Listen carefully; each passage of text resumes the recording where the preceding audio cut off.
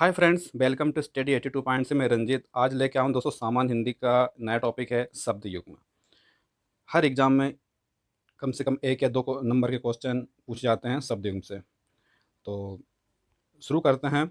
शब्द युग्म के पहले डेफिनेशन बताता हूँ, शब्द युग्म क्या होते हैं। तो आपको पता होगा, शब्द युग्म हिंदी के अनेक शब्द ऐसे होते हैं जिनका उच्चारण तो प्राय समान होता है, किंतु उनके अर्थ भिन्न होते हैं। इन्हीं को हम बोलते हैं युग्म कहते हैं। और जो उच्चारण की दृष्टि से असमान होते हुए भी समान होने का भ्रम पैदा करते हैं, उनको हम बोलते हैं युग्म शब्द। और इन्हीं को बोलते हैं हम श्रुति समभिन्नार्थक शब्द। ये शब्द युग्म की डेफिनेशन है दोस्तों। तो शुरू करते हैं। Question number first. Question number first है दोस्तों, निम्न में से कौन सा आदि व्याधि शब्द युग्म में आदि का अर्थ है। आपको ये बताना आदि का मतलब क्या होता है। तो इससे पहले हम जान लेते हैं व्याधि का मतलब क्या होता है। तो दोस्तों, व्याधि का मतलब होता है, ये जो व्याधि है इसका मतलब होता है पीड़ा, दुख और वेदना। चार ऑप्शन दिए गए हैं दोस्तों, आदि का बताना है आपको। चार ऑप्शन है। पहला ऑप्शन है मानसिक कष्ट, दूसरा है आधा, तीसरा है पागलपन और फोर्थ ऑप्शन है अधक पारी जैसे रोग। तो दोस्तों, इसका करेक्ट आंसर होगा मानसिक कष्ट। आदि का मतलब होता है मानसिक कष्ट और व्याधि का मतलब होता है पीड़ा, दुख और वेदना। तो इसका करेक्ट आंसर होगा दोस्तों option first is right answer. बात करते हैं क्वेश्चन नंबर 2 की। दोस्तों, क्वेश्चन नंबर 2 है, शब्द युग्म के सही अर्थ भेद का चयन करना है आपको। पहला ऑप्शन है अम्बुज और अम्बुद बताना है आपको। अम्बुज का मतलब क्या होता है, अम्बुद का मतलब क्या होता है। चार ऑप्शन दिए, कमल, बादल, जल, कमल, समुद्र, कमल या फिर बादल, समुद्र। इससे पहले हम पता होना चाहिए अम्बु का मतलब क्या होता है। दोस्तों, अम्बु का मतलब होता है जल या फिर नीर। इसका मतलब होता है, अम्बुद का मतलब होता है जल या नीर। और इस जा का मतलब होता है, जा मतलब होता है जन्म लेना या पैदा होना। और इस दा का मतलब होता है देने वाला। इससे आपको पता चल गया होगा, अम्बुज मतलब होता है कमल और अम्बुद मतलब होता है बादल। जो पानी में जन्मता है उसको बोलते हैं, जन्म लेता है उसको बोलते हैं हम कमल, और जो पानी देता है उसको हम बोलते हैं बादल। तो आई होप आपको क्लियर हुआ होगा, ऑप्शन फर्स्ट इसका राइट आंसर होगा, कमल और बादल। क्वेश्चन नंबर थर्ड दोस्तों, अर्थ भेद बताना आपको अंश और अंश का। ये अंश और ये अंश बोलने में एक जैसे लगते हैं दोस्तों। तो ऑप्शन है कंधा या फिर संख्या, दूसरा ऑप्शन है कंधा भाग, थर्ड ऑप्शन है भाग या कंधा, और फोर्थ ऑप्शन है अंश और हर। तो ये जो अंश दिया है दोस्तों, पहला वाला, इसका मतलब होता है कंधा। और ये पीछे वाला जो अंश दिया गया है इसका मतलब होता है भाग। तो ऑप्शन बी इसका राइट आंसर हो जाएगा, कंधा और भाग। Option B is right answer. बात करते हैं क्वेश्चन नंबर फोर्थ की दोस्तों। क्वेश्चन नंबर फोर्थ है दोस्तों, अर्थ भेद बताना आपको अली और अली का। अली और अली का विकल्प का चयन करना है आपको। ऑप्शन फर्स्ट दिया गया है सेना बानर, दूसरा ऑप्शन है केशव भ्रमर, थर्ड ऑप्शन है सखी या उद्धव, या फोर्थ ऑप्शन है सखी या भ्रमर। तो जो बड़ी की मात्रा लगी है दोस्तों अली में, अली में जो बड़ी की मात्रा लगी होती है उसका मतलब होता है सखी। और जो पीछे अली है जिसमें छोटी ई की मात्रा लगी हुई है, इसका मतलब होता है भ्रमर या भौरा।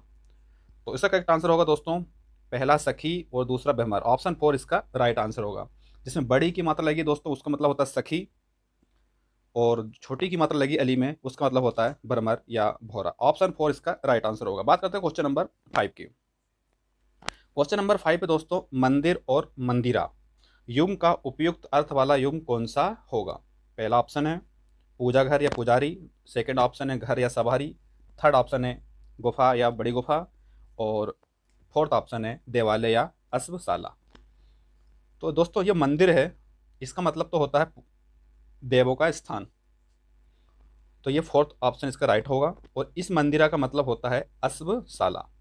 तो ऑप्शन फोर इसका राइट आंसर होगा। मंदिर मतलब देवालय और मंदिरा मतलब होता है अश्वशाला, जहाँ पर घोड़ों को रखा जाता है उसको हम अश्वशाला कहते हैं, और देवताओं का स्थान देवालय।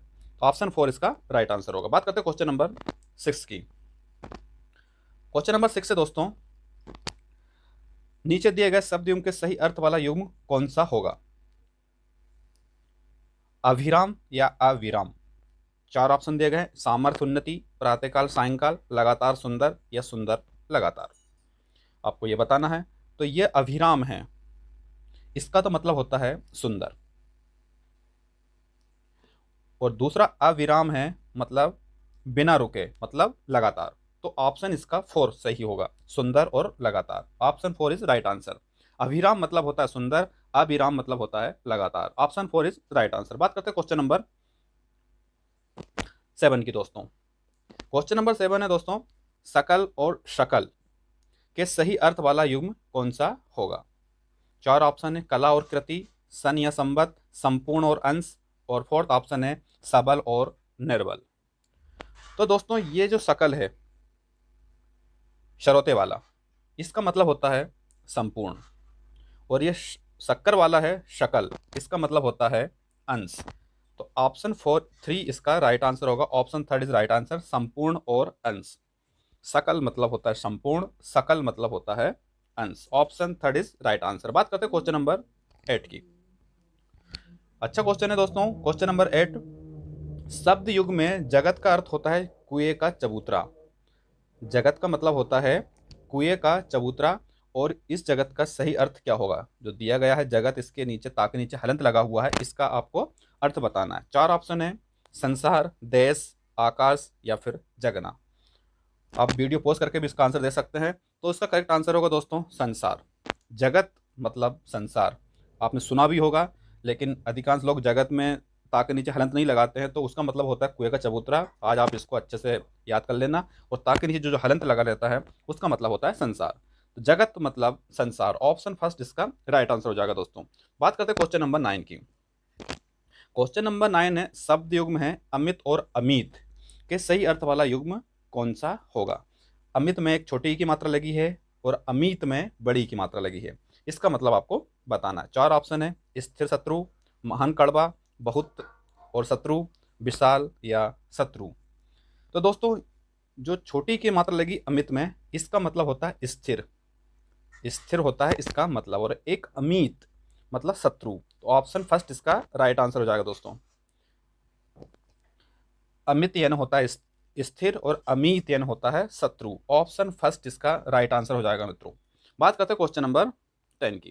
क्वेश्चन नंबर 10 दोस्तों, शब्द युग्म है अर्थी और अर्थी का सही अर्थ वाला युग्म कौन सा होगा? अर्थी और अर्थी।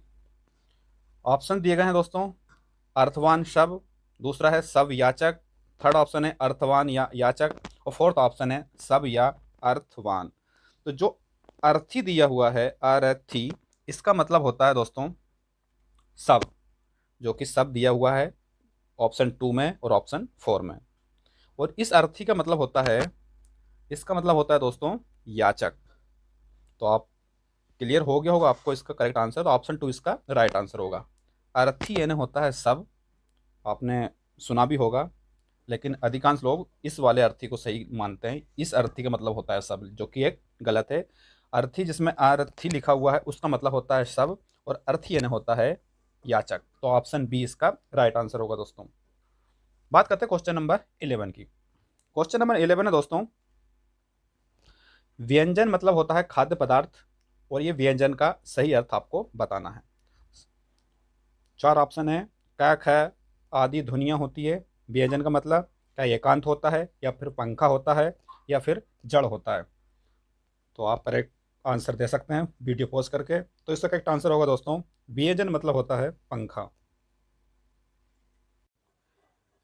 व्यंजन मतलब होता है दोस्तों पंखा। तो ऑप्शन 3 इसका राइट आंसर हो जाएगा। व्यंजन मतलब खाद्य पदार्थ, और व्यंजन मतलब होता है पंखा। Option 3 is right answer. बात करते हैं क्वेश्चन नंबर 12 की।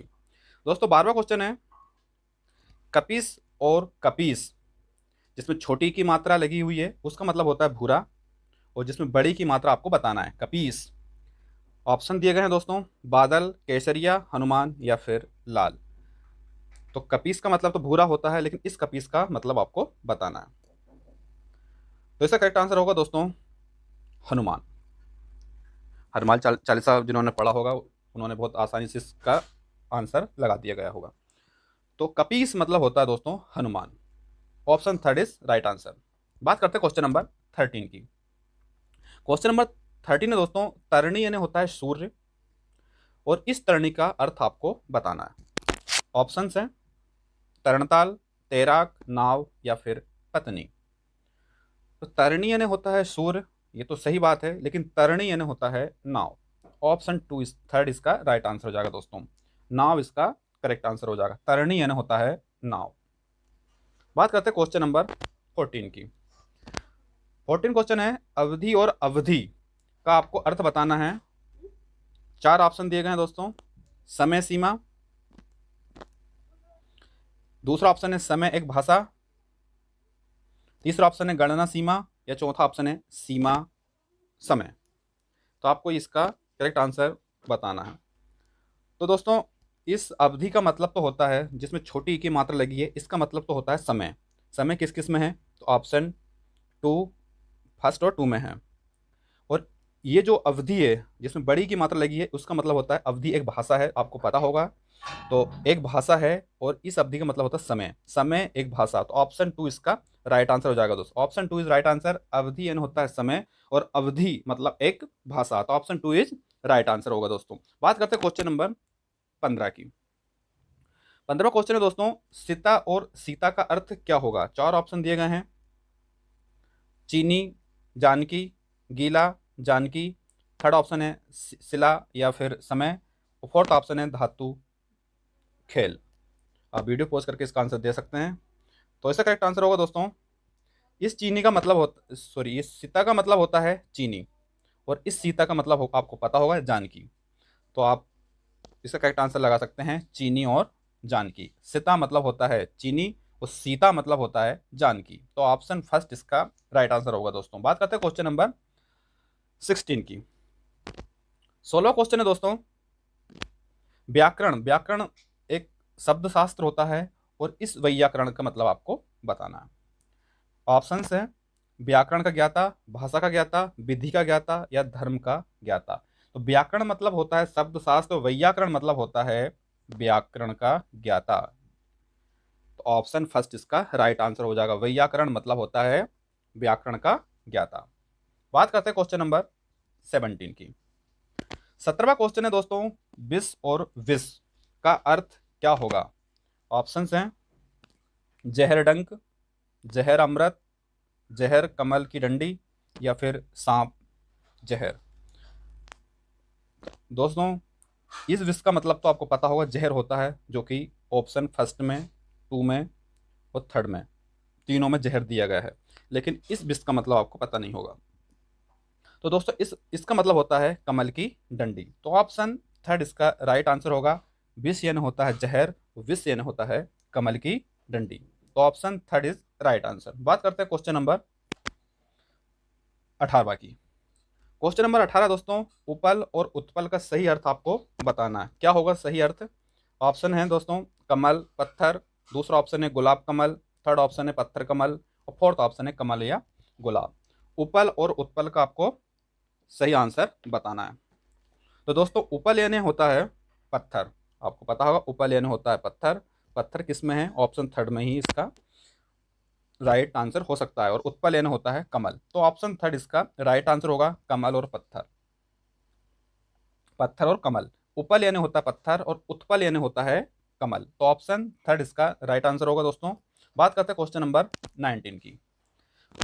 19 क्वेश्चन है दोस्तों निशान का मतलब होता है चिन्ह, और इस निशान का आपको सही अर्थ बताना है। ये निशान है, ये निशान है।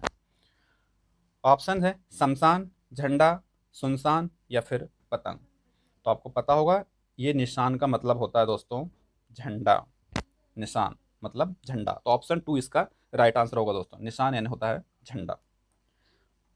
बात करते हैं क्वेश्चन नंबर 20 की, और इस वीडियो का अंतिम क्वेश्चन है दोस्तों। ऑप्शन प्रश्न 20 है परीक्षा मतलब होता है इम्तिहान, और परीक्षा जिसमें छोटी ई की मात्रा लगी है इसका मतलब आपको बताना है। परीक्षा एंड इम्तिहान तो हो गया है। ऑप्शंस 4 दिए गए हुए हैं परख, कीचड़, गुलदस्ता या फिर नतीजा। तो जो परीक्षा है छोटी ई की मात्रा लगी परीक्षा में, इसका मतलब होता है दोस्तों कीचड़। क्या होता है दोस्तों? परीक्षा का मतलब होता है दोस्तों कीचड़। तो ऑप्शन टू इसका राइट आंसर होगा दोस्तों। आई होप आपको मेरा वीडियो पसंद आया हो दोस्तों। ये थे इंपॉर्टेंट क्वेश्चन। ये पूरे 20 क्वेश्चन की आंसर की मैं टेलीग्राम पर शेयर कर दूंगा। इस आंसर की को आप वहाँ से डाउनलोड कर सकते हैं।